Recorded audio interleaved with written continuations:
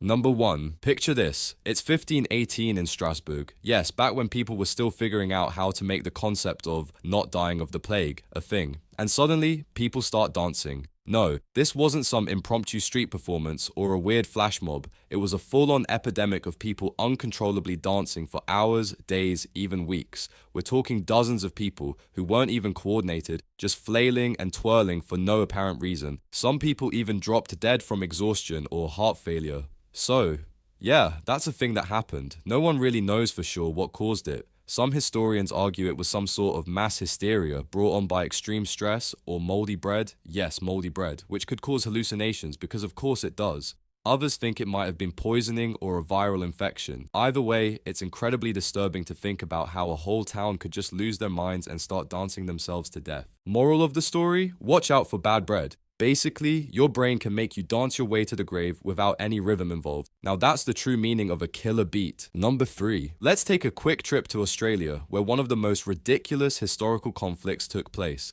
The Great Emu War. In 1932, farmers in Western Australia were having a major issue. Their crops were getting destroyed by emus, those giant, awkward, flightless birds who seem harmless, but are basically the avian equivalent of a chaotic force of nature. So the farmers decided to take action, calling in the military for support. The Australian army rolled in with machine guns, because when you're dealing with a 6-foot-tall, flightless bird that destroys your crops, of course the solution is military-grade firepower, right? But here's the twist. The emus were far too fast and agile, running circles around the soldiers and evading capture. After months of futile attempts, the emus basically won, and the military gave up. So yes, an entire war was fought against birds, and the birds came out victorious. If you ever feel bad about losing at life, just remember that emus can beat the military and still sleep like a baby. Number 3. Napoleon Bonaparte. The short, French, power-hungry mastermind who nearly took over Europe, right? Except there's one weird detail in his story that most people don't talk about. His teeth. Yes, his teeth. While Napoleon was busy plotting world domination, his dental hygiene was suffering like an 18th century horror show. In fact, Napoleon's teeth became such a strange focal point of history that after his death, historians and scientists started to wonder, why did he have so many different teeth in his mouth? Some were from animals, others were believed to be from humans, and some were even supposedly from his own soldiers. That's right, some of Napoleon's teeth might have come from the very people he led to battle. Why would someone have teeth from random sources? Who knows? It could have been a weird dental tradition or just an eccentric obsession with his own flawed image. Either way, Napoleon's relationship with his teeth was far more chaotic than his military career. So the next time you complain about your dental work, just remember, you could be wearing the teeth of your fallen enemies. Much more dramatic, don't you think? Number 4. We all know the story of the Titanic, the unsinkable ship that tragically sank on its maiden voyage after hitting an iceberg. But here's a little known detail that will make your skin crawl. The Titanic had 2 sets of binoculars on board that were locked away, and no one could access them when disaster struck. Yep, you heard that right. The ship's lookouts, responsible for spotting icebergs, had no binoculars to help them see the danger looming in the distance. Why? Because the key to the binocular storage locker had mysteriously gone missing. Some accounts say the key was accidentally left behind when one of the officers transferred to the Titanic from another ship. Others say it was just a bizarre oversight. Either way, it's a staggering failure in something as basic as preparedness. Imagine being on a ship that could have avoided disaster if only someone had remembered the keys. Talk about a terrifying case of better safe than sorry, except there was no one to say sorry when the iceberg was already coming at full speed. Number 5. When you think about ancient Egyptian royalty, you probably imagine lavish feasts, golden treasures, and elaborate tombs. But one pharaoh's final meal had a different kind of fatality: poisoning. King Tutankhamun, Egypt's famous boy king, died at the young age of 18 under mysterious circumstances. But it gets even weirder. Some researchers believe that Tut's death might have been caused by a poison he consumed in his final meal. Recent studies suggest that his last meal could have been tainted with a toxin from mushrooms, or worse, a form of botulism, a bacteria that causes paralysis. Talk about a twist of fate. One of history's most famous figures might have bitten into a dinner that set his early demise into motion. You could almost picture him sitting there, feeling like $1,000,000, totally unaware that his meal would be the last thing he ever ate. So, here's your fun thought for the day. The most famous king in history might have been taken down by a poisoned mushroom, proving once again that life's biggest threats come in the most unexpected forms. Number 6. In the 19th century, body snatching wasn't just a creepy Halloween gimmick, it was a lucrative business. You see, back in the day, medical students needed cadavers to learn anatomy, and since there was a shortage of unclaimed bodies, the demand was high. Enter grave robbers, or as they like to call themselves, resurrectionists.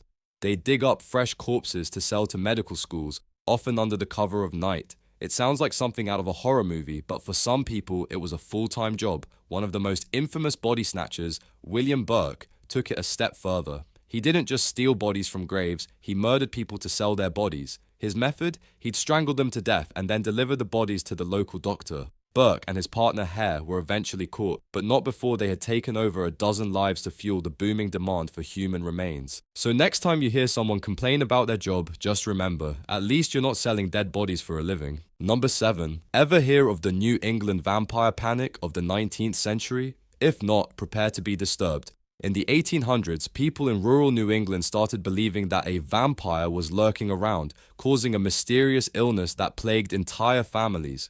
The symptoms, wasting away, pale skin, coughing up blood, all classic signs of tuberculosis. But instead of recognizing a common disease, the community thought they were being attacked by vampires. So, what did they do?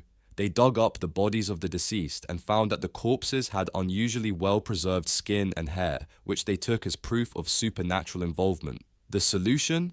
Dig up the dead and in some cases even drive a stake through their hearts to prevent them from rising again.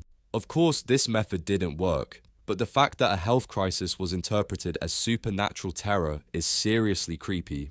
So, next time you start coughing, be thankful you're not in 19th century New England, where getting sick meant becoming the center of a full-blown vampire hunt. Number 8. While the dancing plague of 1518 in Europe might seem insane, it's not the only instance of a bizarre group hysteria. In 1904, a similar phenomenon took place, but this time in Hawaii. The islanders in question were gripped by what they called the hula panic. It wasn't just dancing, it was an uncontrollable compulsion to perform hula, which, in their case, wasn't the kind of dance you would want to be caught doing on a bad day. The problem started when missionaries began spreading their strict anti-dance doctrine, but instead of halting the native customs, it sparked a violent rebellion in the form of mass hula fits. Young people began dancing uncontrollably in the streets, chanting in rhythm with the hula, and could not stop even when ordered by elders. Those who had no desire to partake in the mania were dragged in, becoming part of the wild mass hysteria. Some historians think it was induced by stress, isolation, and a whole lot of religious repression.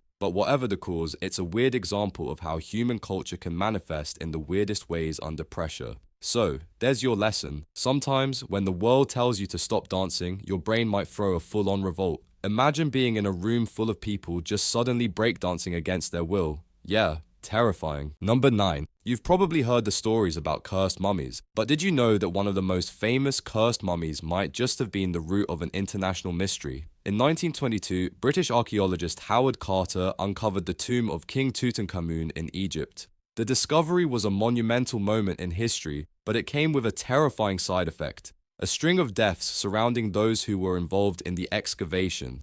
The most famous victim was Lord Carnarvon, who financed the expedition. Shortly after the tomb's opening, he mysteriously died from an infection caused by a mosquito bite. His death was followed by a string of others, leading to wild rumors of a curse tied to the tomb. But here's the kicker. Some scientists now believe the curse might have been the result of fungus and toxic spores released from the sealed tombs. The sealed tombs, often lacking ventilation, harbored spores that could cause fatal infections. Turns out, the curse might have been a weird kind of biological hazard no one expected. So, before you go opening up ancient tombs, maybe bring a mask and some gloves. You never know what kind of germs are lurking in there, just waiting for a chance to take out the next unlucky soul. Number 10. Imagine starting a new life in the new world, filled with hope and ambition, and then, poof, you disappear without a trace. That's exactly what happened to the lost colony of Roanoke, one of the most chilling mysteries in American history. In 1587, a group of English settlers arrived on Roanoke Island, only to vanish mysteriously 3 years later. When a supply ship returned in 1590, the settlement was empty, with no signs of struggle or battle. The only clue left behind was the word Croatoan carved into a post, which some believe was a reference to a nearby Native American tribe. But no one knows for sure what happened. Did they integrate with the locals? Did they starve to death? Were they taken by pirates? Theories run rampant, but the fact that no remains or concrete evidence was ever found makes it even eerier. It's a case that continues to haunt historians and conspiracy theorists to this day. It's like the original unreadable text, except instead of a message, it was an entire colony vanishing from history, leaving behind only a single creepy word as a clue. That's all for today. I'll be making similar videos in the future. Subscribe to see them.